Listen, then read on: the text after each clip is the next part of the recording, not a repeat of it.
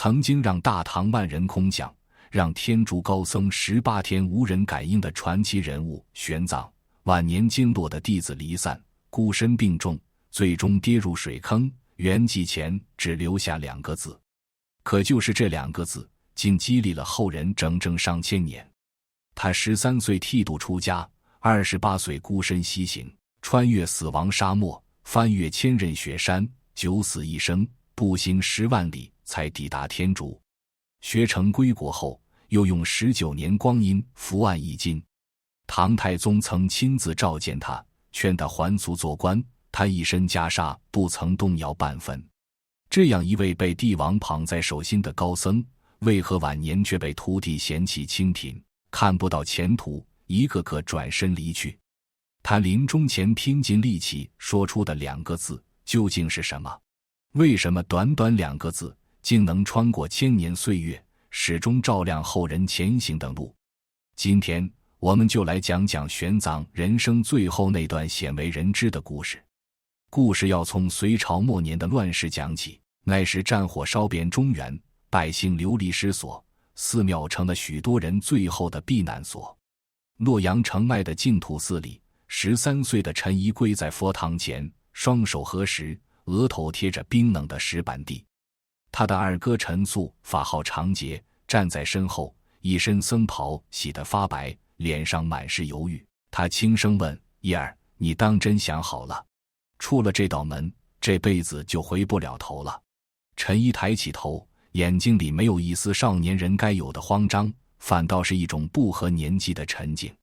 他说：二哥，我想好了，我要剃度出家。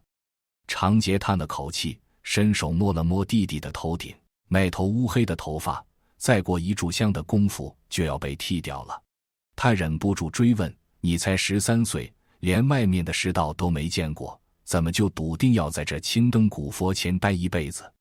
陈一站起身，拍了拍膝盖上的灰，目光落在佛堂正中那尊落了灰的佛像上。他说：二哥，我不是因为躲避战乱才出家的，我是真心想弄明白佛祖到底说了些什么。长节张了张嘴，没有再说话。他知道这个弟弟从小就跟别的孩子不一样，别人家的小孩满街疯跑捉蛐蛐，他却能蹲在墙角翻一整天的经书，连饭都忘了吃。剃度那天，净土寺住持亲自为他落发，寺法号玄奘。剃刀划过头皮的声音很轻，一缕缕黑发落在地上。长节站在门边，偷偷背过身去，擦了擦眼睛。玄奘摸了摸自己光溜溜的脑袋，朝二哥咧嘴一笑：二哥，你别难过，我觉得这样挺好。可谁都没料到，这个笑起来还带着几分稚气的少年，日后竟会走出一条震动天下的路。出家之后，玄奘一头扎进了经书的海洋。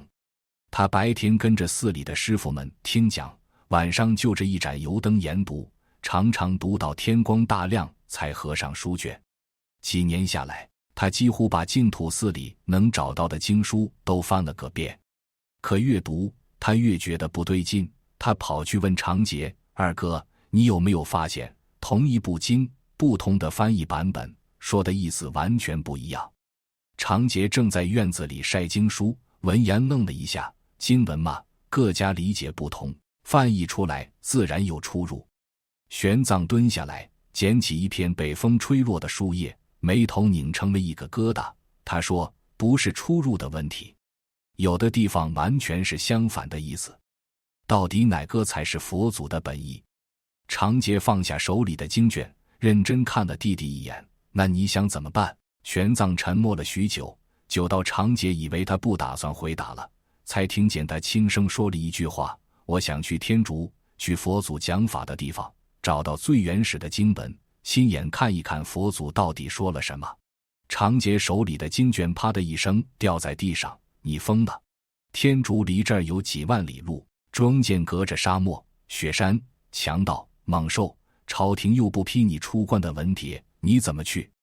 玄奘弯腰捡起那卷掉落的经书，仔细掸去上面的灰尘，双手递还给二哥。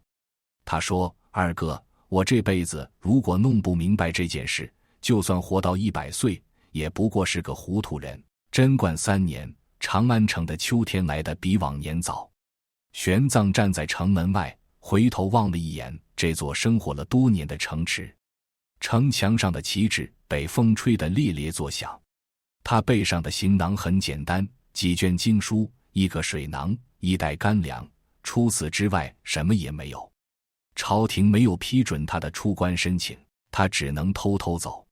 这一年，玄奘28岁。他沿着河西走廊一路向西，白天藏在荒草里躲避关卡的巡兵，夜里借着月光赶路。过了玉门关之后，眼前就是一望无际的漠河盐气。向导出发前跟他说过，这片沙漠上无飞鸟，下无走兽，走进去了就别想着回头。玄奘没有回头，走到第3天的时候，水囊空了，他的嘴唇干裂出一道道血口子，舌头肿得说不出话。眼前的沙丘开始变得模糊，一会儿像是翻涌的海浪，一会儿又像是长安城的城墙。他终于摔倒了，脸埋在滚烫的沙子里，烫得皮肤发烫。就在那一刻，一个声音从他脑海里冒出来：回去吧，回长安去，老老实实待在寺里，翻译那些不完美的经书，至少还能活着。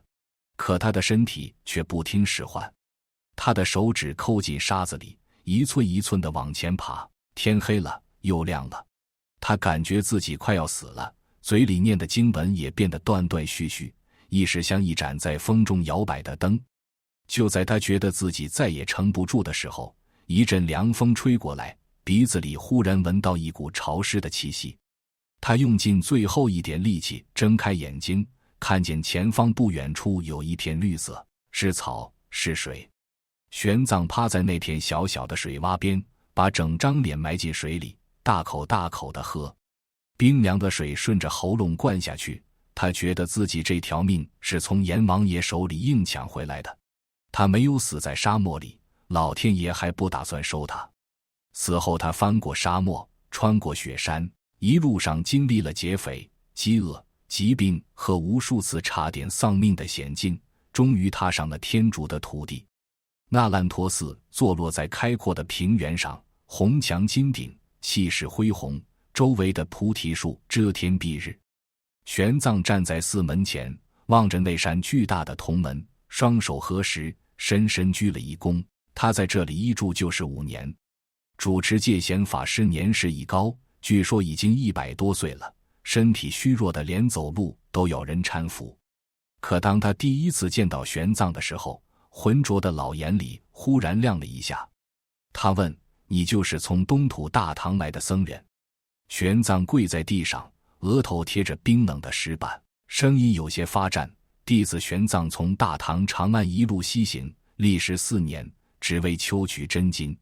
戒贤法师沉默了许久，忽然老泪纵横。身边的师僧吓了一跳，赶忙上前询问。戒贤法师摆了摆手，用颤抖的声音说道：3年前我大病一场，疼得想要了断自己，梦里有菩萨告诉我，东土会来一个僧人，让我等着教他。我还以为是梦话，没想到他真的来了。玄奘听了这话，伏在地上泣不成声。从那天起，戒贤法师倾囊相授，把毕生所学一点一点传给了这个从万里之外赶来的年轻人。玄奘学得极快，悟性极高，不光精通了梵文，还把瑜伽行派的理论吃得透透的。消息传开之后，天竺各地的僧人和学者都知道了，烂陀寺来了一个东土和尚，学问了得。有人不服气，专门跑来跟他辩论，想给他一个下马威。玄奘不急不躁，引经据典，一条一条地驳回去。那些来挑战的人往往说不了几个回合就接不上话了。戒日王听说了玄奘的名声，专门在曲女城举办了一场无遮大会，邀请天竺18国的国王和数千名僧人前来参加。大会上，玄奘被推为论主，坐在高台之上，面对台下黑压压的人群。按照规矩，他立下论旨，贴在会场门口，声明：谁若能驳倒我1个字，我愿砍头谢罪。台下一片哗然，一连18天，竟无一人能破。那些天竺本地最顶尖的高僧大德，一个个上台，一个个败下阵来，有的甚至说到一半就自己认输了，群女城沸腾了。大圣僧人称玄奘为大圣天，小圣僧人称他为解脱天。戒日王亲自走上高台，拉着玄奘的手，激动得面色通红。法师，您留在天竺吧，我封您为国王师，给您建最大的寺院，养最多的僧人，让您想怎么讲法就怎么讲法。玄奘双手合十，微微摇头，大王的好意，贫僧心领了。可贫僧来天竺不是为了荣华富贵，而是为了把真正的佛法带回东土。戒日王愣了愣，半晌才长叹一声，法师的心不在天竺啊。贞观19年正月，长安城朱雀大街上挤满了人，从城门口到大慈恩寺，沿途的百姓把路堵得水泄不通。有人爬上了房顶，有人站在树杈上，人人伸长了脖子朝城门方向张望。玄奘回来了，他带着657部经书，150粒舍利，7尊佛像，浩浩荡荡地走进了长安城。离开的时候，他是一个人偷偷摸摸出了城。回来的时候，整座长安城都为他沸腾。唐太宗在洛阳宫接见了他，御书房里烛火通明，龙涎香的气味弥漫在空气中。唐太宗坐在案后，打量着面前这个瘦削的僧人，目光里既有好奇，也有赞赏。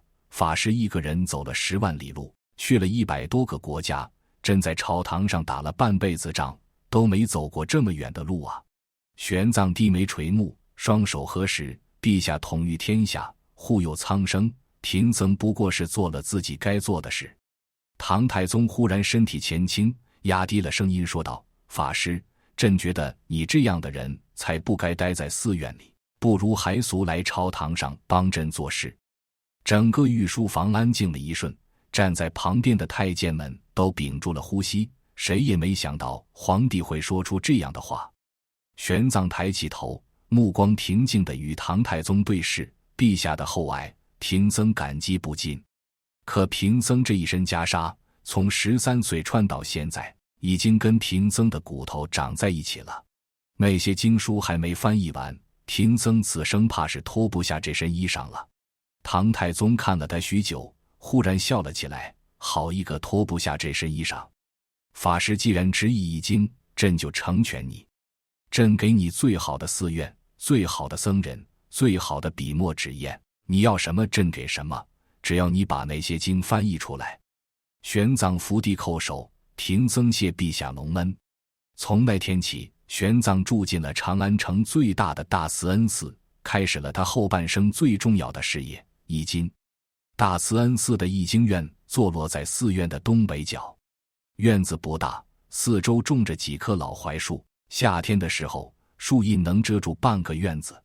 玄奘每天天不亮就起来，点上油灯，在案前铺开梵文经卷，一个字一个字的对照翻译。他身边围着一群弟子和助手，有人负责记簿，有人负责誊抄，有人负责润色。可所有的翻译工作，最核心的部分都是玄奘自己一个人完成的。他对每一个字的翻译都极其较真，一个梵文词汇用哪个汉字来对应，他能反复推敲一整天。弟子慧利有一次实在看不下去了，端着一碗已经凉透了的粥走过来，师父，这碗粥热了3回了，您好歹喝一口吧。玄奘头也不抬，嘴里念念有词地比对2行文字，右手的笔悬在半空，迟迟没有落下。师父，慧利提高了声音。玄奘这才像是从另一个世界回过神来，眨了眨眼睛，看到面前的粥碗，愣了一下，放那儿吧，我翻完这一段就喝。慧利无奈地叹了口气，把粥碗搁在案角，转身出去了。他知道师父说的翻完这一段，往往意味着再过3、4个时辰。日子一天天过去，大慈恩寺译经院里的灯火几乎就没有熄灭过。玄奘翻译的速度极快，质量又极高，一部又一部汉文佛经从这个小小的院子里流传出去，传遍了整个大唐。那些年，他废寝忘食，眉宇间却始终带着光，那是心愿即将完成的亮色。唐太宗对玄奘的译经事业极为支持，不光拨了大量银两，还时常派人来问候。可好景不长，贞观23年，唐太宗驾崩了。消息传到大慈恩寺的时候，玄奘正伏在案前翻译《瑜伽师地论》，笔尖刚沾满了墨。报信的小僧人跪在门口，声音发抖：“法师，陛下龙玉宾天了。”玄奘的手顿了一下，笔尖的墨滴落在经卷上，晕开了一小片。他缓缓放下笔，双手合十，闭上眼睛，嘴唇无声地细动了几下。过了很久，他才睁开眼，声音沙哑地说了一句：“替贫僧备一炷香马。”新皇唐高宗继位之后，对玄奘的态度跟他父亲完全不一样。一开始还算客气，隔三差五派个太监来寺里送些赏赐，说几句场面话。可日子久了，这些赏赐越来越少，太监来的次数也越来越稀。宫里请道士讲经的消息悄悄传开，佛门在朝中的地位一落千丈。弟子窥基是个心思活络的年轻人，他最先察觉到了这种变化。一天晚上，他趁玄奘歇息的间隙走进了译经院。“师父，我听说圣上最近在宫里请了好几位道士讲经，对咱们佛门的事儿好像不太上心了。”玄奘正在用热水泡脚，脚盆里的水已经凉了，他也没叫人来换。他淡淡地说：“帝王的心思不是我们出家人该操心的。”窥基急了，蹲在师父面前，压低声音说道：“师父，我不是操心帝王的心思，我是担心咱们译经院的银子。朝廷的拨款已经2个月没到了，寺里的开销全靠以前的积蓄撑着，可那些积蓄还能撑多久？”玄奘抬起头看了窥基一眼，目光平淡的像是在看窗外的一片落叶。经还没有译完，银子的事总会有办法的。窥基张了张嘴，想说什么，又咽了回去。他站起身走到门口的时候，忍不住回头看了一眼师父。那个瘦削的身影弓着背，脊梁骨一节一节的凸出来，隔着僧袍都能看见。窥基的眼眶忽然有点发酸，他赶紧转过头，快步走了出去。朝廷的态度一冷下来，寺里的风向也跟着变了。以前那些争着抢着要到译经院来帮忙的僧人，现在一个个都找各种借口推脱。有人说自己身体不好，要去后山静养；有人说自己接了别处寺院的邀请，要去讲经弘法；还有人干脆连招呼都不打，卷了铺盖就走了。玄奘对这些事一句话都没说过，每天照常天不亮就起来译经，直到深夜才躺下。可他的身体已经撑不住了。那年冬天特别冷，译经院的炭火不够用，玄奘裹着一件打了好几个补丁的旧棉袍，坐在案前，冻得手指发僵，握笔都使不上劲。一阵剧烈的咳嗽从他胸腔里涌上来，他弯下腰，用袖子捂住嘴。当咳嗽停了，袖口上多了一片刺眼的红。慧丽端着热水进来，看见那片血迹，手里的碗差点掉在地上。“师父，您咳血了，我去请郎中。”玄奘摆了摆手，把袖口翻到里面，像是在遮掩什么。“不碍事，天冷嗓子干裂罢了。你把那盏灯拨亮些，这段译文我总觉得哪个字不太对。”慧丽看着师父苍白的脸色和嘴角残留的血渍，站在原地一动不动。“师父，歇一歇吧，经文明天再译也不迟。”玄奘没有回答，他已经重新低下头，干瘦的手指握着笔杆，一笔一画的在纸上写着。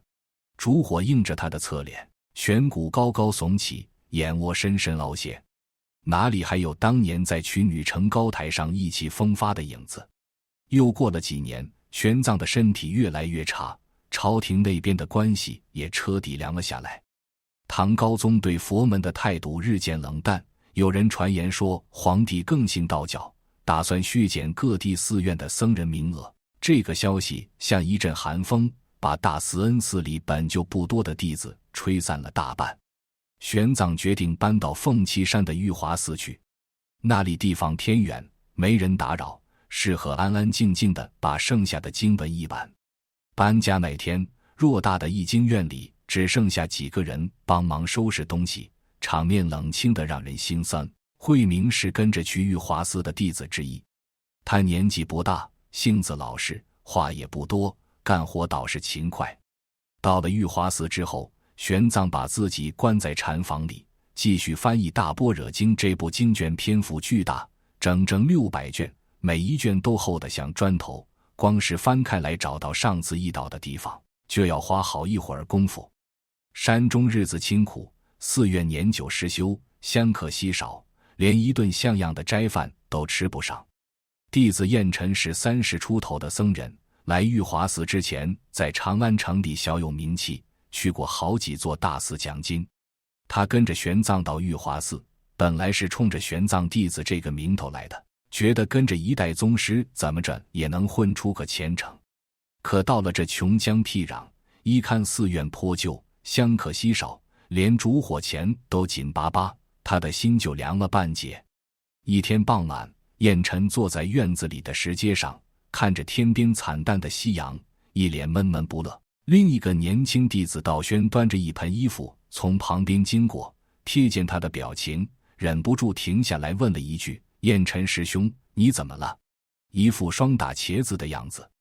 彦辰抬起眼皮，嘴角扯了一下：道宣，你说咱们跟着师父待在这鸟不拉屎的地方，到底图什么？道宣放下木盆，在他旁边坐下来：师父不是说了吗？把大般若经译完，就是咱们最大的功德。功德？彦辰嗤笑了一声，声音里带着压不住的怨气：功德能当饭吃吗？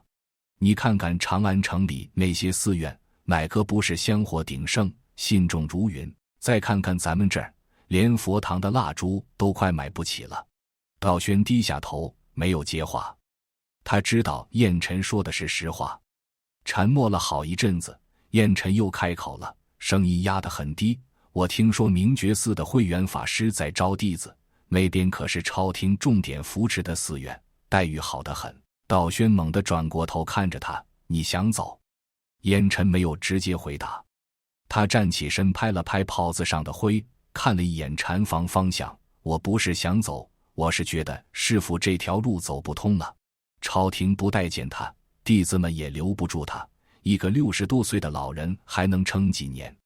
这番话像一根针扎在道宣的心窝子上，他想反驳，可又不知道该说什么，因为他自己心里何尝没有过这样的念头。3天后，彦辰卷了铺盖，天没亮就走了，连辞行的话都没留下一句。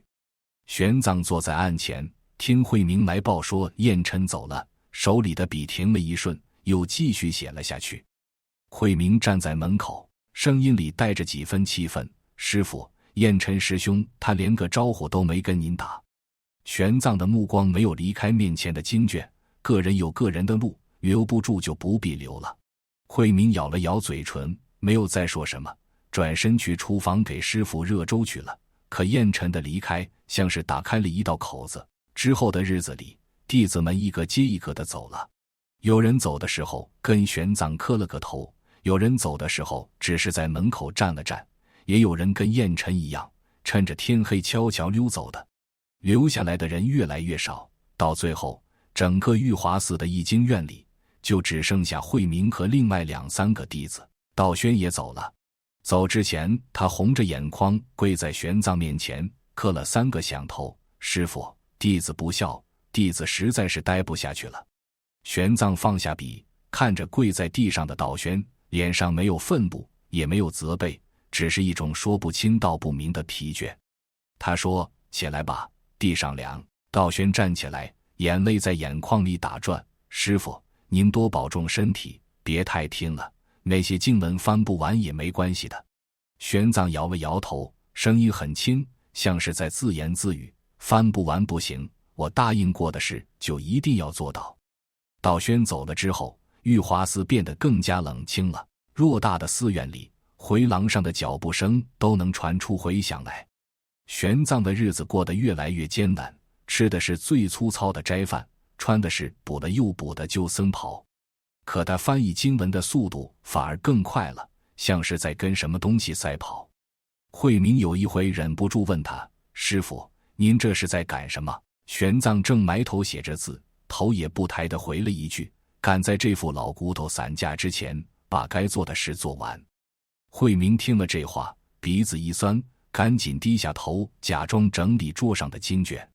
那年冬天，凤栖山上下了一场大雪，玉华寺的屋顶上积了厚厚一层。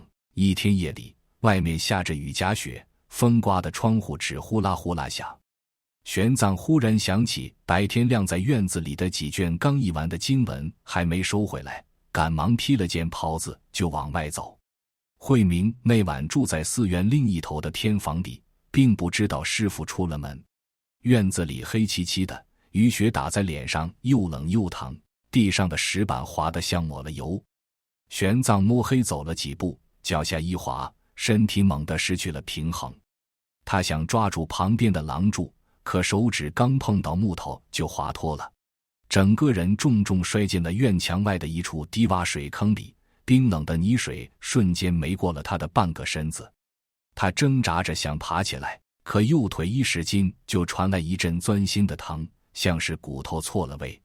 他咬着牙用胳膊撑地，试了好几次都没能站起来。雨雪还在下，泥水冰冷刺骨，他的身体止不住地发抖，牙齿咯咯作响。他张嘴想喊人，可声音被风雪吞噬，细弱得像一根随时会断的丝线。没有人听见。整座寺院沉浸在黑暗和风雪中，没有一扇窗户亮着灯。玄奘就那样躺在水坑边，浑身湿透，冷得手脚都没了知觉。不知道过了多久，天蒙蒙亮的时候，慧明出门打水，才看见院墙外有个黑影蜷缩在泥地里。他跑过去一看，差点瘫在地上。师父，师父，您怎么在这儿？玄奘的脸色灰白得像一张纸，嘴唇发紫，整个人缩成一团，衣服上满是泥浆和冰碴子。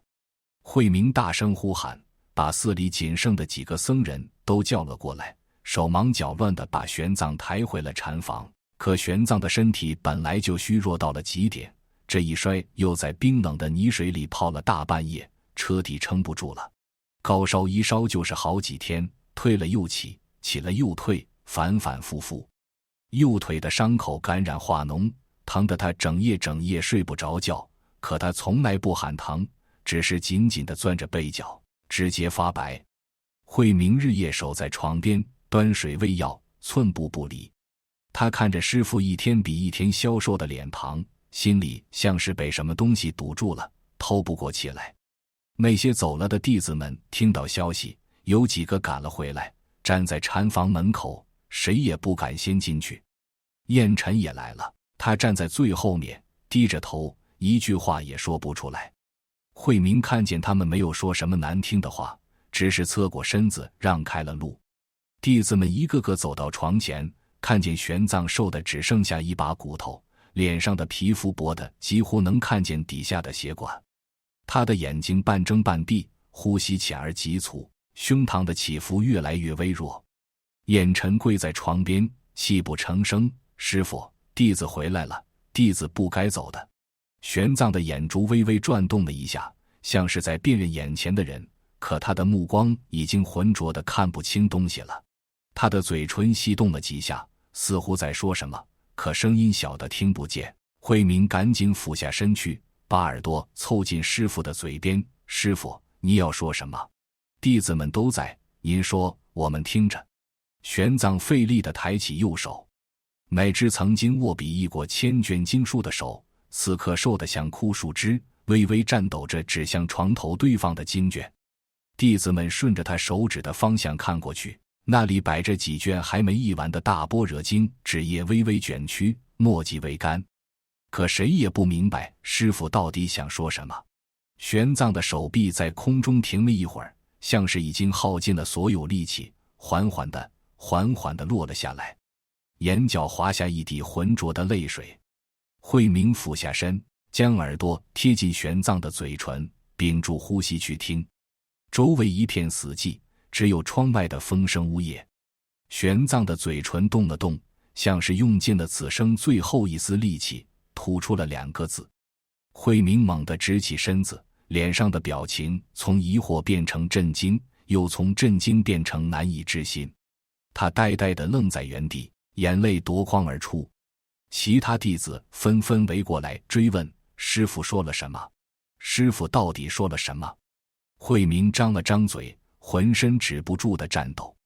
他看着玄奘那张已经安详闭目的脸，哽咽着说不出话来。过了好一会儿，他喉头剧烈滚动，才一字一顿地把那2个轻如游丝的字说给所有人听：得生。短短2个字落下，禅房之内瞬间死寂。窗外风雪呼啸，穿过回廊，撞得木窗哐哐作响，反倒衬得屋内静得可怕。烟尘双腿一软，直直跪倒在地，额头重重磕在冰冷青砖上，很快蹭出一片青紫。压抑多年的愧疚顺着喉咙喷涌而出，哭声撕心裂肺，震得屋梁上积年尘土簌簌往下落。其余归来的弟子，或是垂手啜泣，或是掩面哽咽。有人背过身倚着墙壁，肩膀不停剧烈颤抖。谁也不曾料到，师父穷极一生，踏遍万里黄沙，历尽千卷真经，熬过世人难以想象的孤苦与冷眼。弥留之际，心心念念，竟只吐出这简简单单的2字真言。道宣踉跄着往前挪了2步，目光落在玄奘枯手垂落的右手上。那只曾握笔18载，写尽100万经文的手，此刻松弛摊开，指尖还残留着常年执笔磨出的厚茧。他想起当年在玉华寺院内，自己同燕尘抱怨山中清苦，抱怨朝廷冷淡，埋怨师父固执守着无人问津的易经事业。那时玄奘听见所有怨怼，不曾半句斥责，只是淡淡说了一句：个人有路。如今再回想，只觉满心羞愧，万千言语堵在胸口，只剩下止不住的泪水。慧明缓缓走到床榻边，轻轻拉起玄奘冰凉的手掌，掌心篝火纵横，布满常年伏案劳作留下的伤痕，荒漠戈壁磨出的老茧，油灯灼伤的细小印记，日夜握笔凹陷的指节，尽数刻在这双手之上。他轻声细数师父这一生走过的路。13岁净土寺剃度，少年时便看透各家经文译本相互矛盾，立下西行求法的宏愿。28岁私自出关，孤身踏入寸草不生的漠河盐气，断水数日，濒临死亡，凭着心中执念匍匐向前。翻越终年积雪的葱岭，遭遇劫掠盗匪，肆虐瘟疫，数次与死神擦肩而过，历经4年跋涉，才抵达那烂陀寺。在天竺5载，戒贤法师倾囊相授，取女成18天无遮大会，数千各国高僧无人能辩驳他半分。大圣尊他大成天，小圣敬他解脱天。戒日王以国师之位，万顷良田挽留他，他却丝毫不贪恋异域荣华，一心只记着东土众生渴求真经，毅然带着657部梵文经卷返程重回长安。那日朱雀大街万人空巷，百姓攀墙爬树，只为一睹他的身影。唐太宗亲自召见，愿劝他还俗扶正，执掌朝堂权柄。玄奘依旧婉言拒绝，只求一处清净寺院，静心译经传法。出入大慈恩寺译经院，朝廷拨款充足，僧徒云集，每日数十名僧人分工笔录，润色校刊，灯火昼夜不息。那时的玄奘尚有强健体魄，即便废寝忘食，眉宇间也藏着完成心愿的光亮。可太宗骤然驾崩之后，一切风光尽数消散。唐高宗偏爱道教，对佛门日渐疏离，易经银两一再缩减。宫中时常派遣官员驻寺监察，一字一句都要登记报备，无形枷锁牢牢捆住易经事业。流言蜚语随之席卷整座长安。有人诋毁玄奘耗费国库银两，易经毫无实效；有人借旧案发难，指责他管束弟子不严，心性不够通透。门下不少年轻僧人眼见朝堂态度转变，觉得追随玄奘再无前程，纷纷另寻高枝。往日人声鼎沸的易经院渐渐冷清寂寥。会稽虽始终追随左右，却也时常忧心寺院生计，数次劝说玄奘主动迎合帝王喜好，换取朝廷扶持。玄奘每次只是摇头言道：佛法自有本心，不必攀附皇权，求得存续。为避开长安俗世纷扰，安心完成体量浩大的大般若经翻译，玄奘主动请旨迁往偏远荒凉的玉华寺。凤栖山终年寒凉，寺院年久失修，房舍漏风，炭火短缺，粗茶淡饭便是日常。昔日簇拥在身边的弟子大半不愿忍受清贫，接连不辞而别。燕尘走前满心不甘，认定师父固守执念，耽误一众弟子前程。道宣动摇许久，终究耐不住山中孤寂，含泪拜别。还有许多年少僧人趁着夜色卷走简单行囊，悄无声息消失在山林深处。偌大一座寺，到最后只剩慧明寥寥数人坚守。哪怕周遭人心离散，病痛日夜侵扰，玄奘从未停下手中笔墨。蒙朔3年深秋，600卷大般若经终于全部译完。搁笔那一刻，他望着堆积如山的经卷，轻声告诉身边弟子：经已一笔，此生尘缘将尽。那时他身形早已垮塌，常年咳血，推脚麻木，不便行走，却依旧每日独自前往庭院晾晒经卷，生怕潮湿水汽损毁数年心血完成的一本。出事那日，雨雪交加，院内石板湿滑，他不愿叫醒居住偏房的惠民，孤身一人出门收经，脚下一滑，坠入院外积水深坑。冰冷泥水浸透单薄僧袍，右腿磕碰重伤，在寒风冷水中煎熬整夜，待到第2日清晨才被惠民发现。卧床数日，高热反复不退，伤口感染溃烂，四骨疼痛日夜折磨，玄奘却始终不曾发出一声呻吟。清醒之时，目光总落在床头整齐堆叠的泛汗经卷之上。归来的弟子守在床边，轮番为他擦拭身体，喂服汤药，每个人都在心底懊悔不已，懊悔从前只看见清贫与冷漠，没能读懂师父藏在沉默之下的慈悲。他们总以为师父执着易经是固守文字，不懂变通，总埋怨朝廷不再扶持，日子过得清寒窘迫，却从未静下心读懂。他耗费一生追逐的从不是名望供养与皇权青睐，只是希望完整纯粹的佛法能够留存世间，度化后世无数迷茫之人。燕尘伏在床前，一遍遍的叩首，额头早已渗出血丝，哽咽着诉说自己当初离开的私心。他贪图繁华寺院的香火，旁人追捧的虚名，嫌弃玉华寺清贫荒芜，全然无视师父日夜操劳一身病痛。他原以为离开玄奘便能更接近佛法，可在外游学这些时日，拜访无数名僧大德，翻阅各家残缺一本，才越发明白当年玄奘执着西行，一字一句推敲一文的深意。世间诸多讲经之人，大多只会摘取片段经文迎合世人，无人如师父一般穷尽一生还原佛法本真，不掺半分功利之心。此番听闻师父重伤垂危，他日夜兼程赶回，满心愧疚无处安放，只盼能有机会弥补过往过错。可如今师父已然油尽灯枯，留给他们的只剩一句得声。道宣站在一旁，指尖轻轻抚过一卷尚未校阅完毕的经文，纸上字迹工整沉稳，哪怕玄奘晚年视线模糊，手指颤抖，落笔依旧一丝不苟。他想起从前与燕琛闲谈，质疑师父这般坚持毫无意义，朝廷不看重，弟子留不住，耗费一身病痛换来的经卷，未必有人静心研读。此刻回想，才惊觉自己何其浅薄。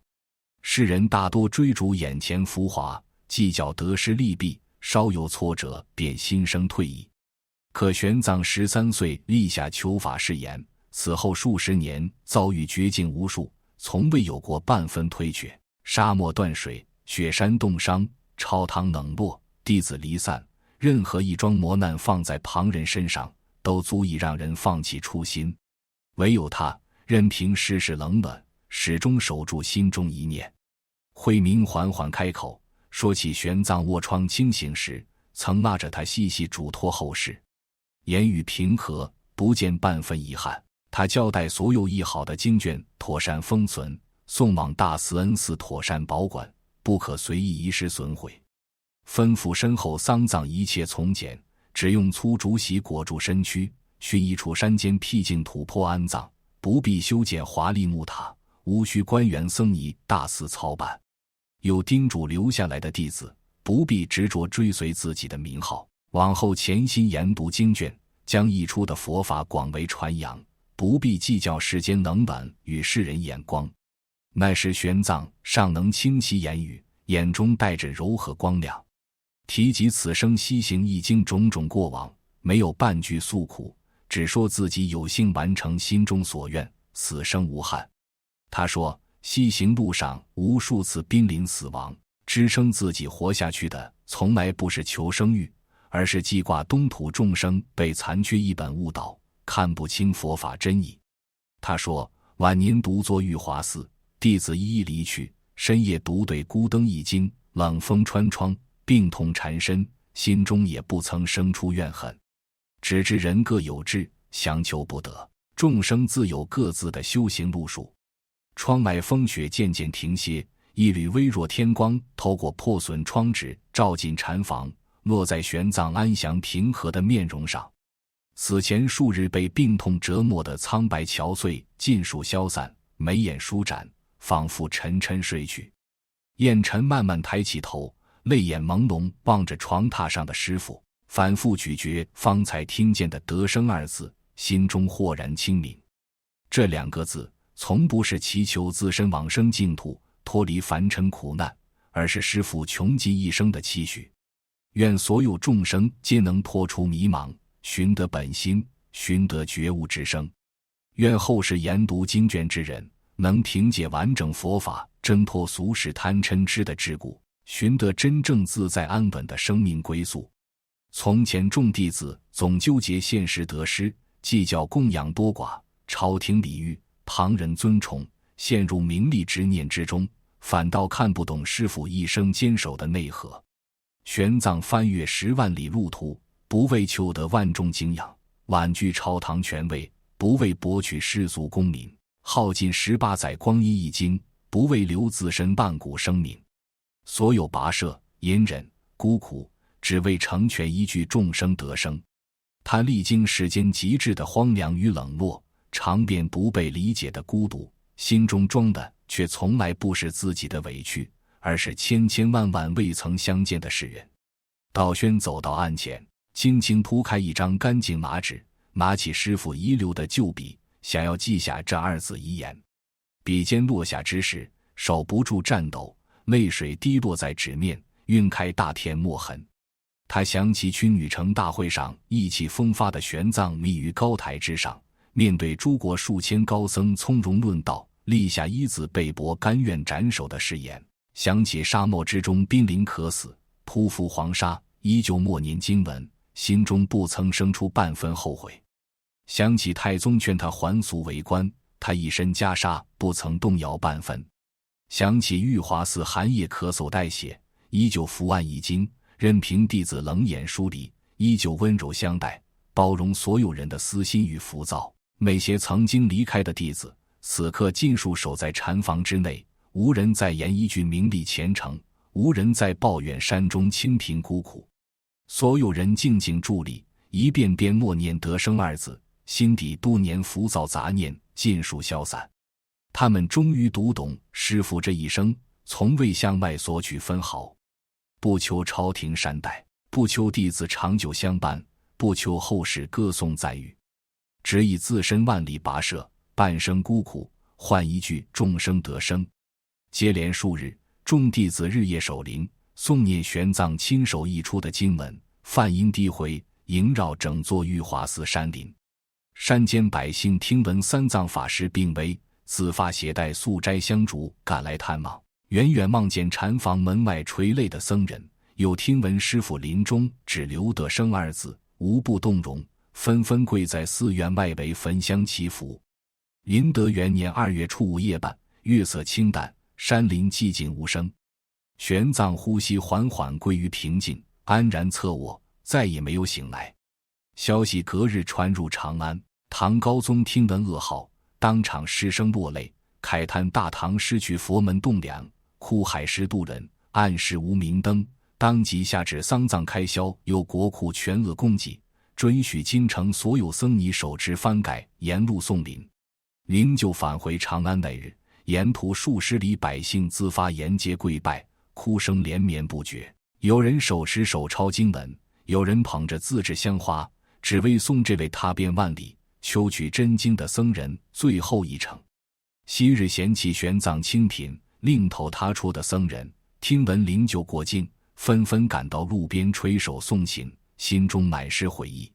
他们终于明白当年自己错失何等珍贵的指引。依照玄奘生前嘱托，弟子起初打算寻山间僻静之处泊葬，可百姓与百官再三恳请，最终落葬于兴教寺。目前直立朴素砖塔，没有繁复雕饰。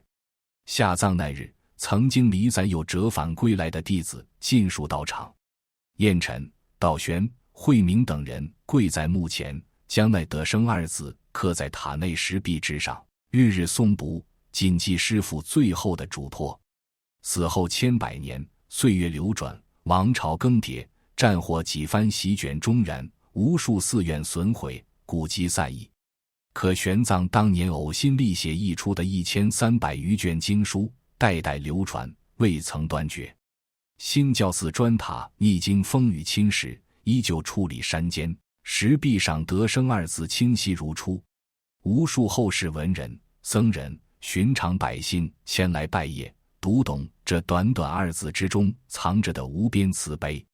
后世之人读玄奘生平，大多只记得他西行108000里的传奇壮举，艳羡他当年去女城万众拥戴，长安万人相迎的无上荣光，却很少知晓他晚年独居荒山，弟子离散，朝堂冷淡，跌入冰冷水坑，重病缠身，在极致孤寂之中走完人生最后一程。世人总偏爱风光鼎盛的故事，不愿直面英雄落幕时的落魄与清冷。可恰恰是晚年那段无人相伴，满是冷眼的岁月，才衬得那句得生重于千钧。他拥有名震两国的学识，帝王青睐的机遇，唾手可得的荣华，却主动舍弃一切，守着孤灯残卷度过暮年。他遭遇门下弟子质疑背弃，承受朝廷冷落疏远，病痛日夜折磨肉身，心中不曾生出一丝怨怼，临终所思依旧是世间众生皆能得生。西行路上的艰险，历尽多年的辛劳，晚年承受的冷眼与孤独，所有苦难尽数化作心底慈悲，凝聚成这短短二字真言，跨越千年时光，始终点醒每一个陷入迷茫的后人。多少人行走世间，遇一点挫折便心生抱怨，受几分冷落便放弃初心，追逐名利富贵，计较得失荣辱，稍有不如意便怨天尤人，困在自我得失之中难以挣脱。可玄奘用一生告诉世人，真正的坚守从不是顺境之中的意气风发，而是身处低谷，受尽疏离，依旧守住心中慈悲。真正的追求从不是衣锦荣华，而是放下自我执念，心念众生，愿所有人脱离苦难，寻得觉悟自在的心声。当年那些匆匆离去的弟子，死后余生皆留在佛门潜心修行，不再追逐繁华名次。彦辰走遍大唐各州，抄写玄奘译出的经文，送往偏远无名寺院，供给穷苦僧人研读。道宣隐居山林，整理玄奘生平言行，写下传记流传后世。慧明常年驻守玉华寺，守护易经旧院，守着师父当年用过的笔墨，晾晒经卷的庭院，直至寿终。他们终其一生以自身修行弥补当年的浅薄与愧疚，将那句得生记在心底，代代传递玄奘留下的佛法与初心。千年岁月匆匆而过，大漠戈壁的古道几经掩埋，当年玉华寺的老旧房舍历经修缮，唯有刻在石壁上的遗言从未褪色。每当后人回望玄奘的一生，不再只惊叹西行取经的传奇，更会读懂他晚年孤苦之中留下的二字重量。他熬过世间所有寒凉与孤独，放下个人所有委屈与遗憾，留给后世最珍贵的箴言，不过简单得生二字。这两个字藏着跨越生死的豁达，藏着包容万物的慈悲，藏着不惧孤苦的坚守。纵使人生长路满是坎坷，周遭人心离散，前路清冷孤寂，也不必困于眼前得失。放下自我执念，心怀众生，守住心中本心，终能寻得属于自己的通透心声。这便是玄奘留给后世绵延千年不曾消散的力量。风雪早已散去，玉华山四季常青，易经院的故事静静藏在山林之间。一句得生，穿过漫长岁月，依旧照亮每一个行路之人的内心。玄奘这一生走过大漠，翻过雪山，见过帝王的礼遇，也尝过人情的冷暖。年轻时万人迎他归来，晚年时却只剩一盏孤灯，几卷经书，还有一副早已被岁月拖垮的身体。可直到生命最后一刻，他没有怨恨离去的弟子，没有埋怨冷落的朝廷，更没有为自己这一生受过的苦感到不值。他留下的只有两个字：得生。所谓得生，不只是生命的延续，更是在苦难中不丢掉初心，在冷眼中不放弃坚持，在看透世事之后依旧愿意心存慈悲。人这一辈子，顺境时坚持并不难，难的是无人理解时，你还愿不愿意继续走下去。众人追捧时心怀善念并不难，难的是被人冷落之后，你还能不能不生怨恨。玄奘用一生告诉我们，真正厉害的人不是从未跌入低谷，而是跌入低谷之后，心里的那盏灯依然没有熄灭。千年过去，大唐早已远去，西行古道也被黄沙掩埋，但得生二字却依旧留在人间。愿我们走过半生，历经得失，受过冷眼之后，依然能够守住初心，不困于过去，不惧怕前路，最终获得属于自己的心声。这就是玄奘留给后人最珍贵的答案。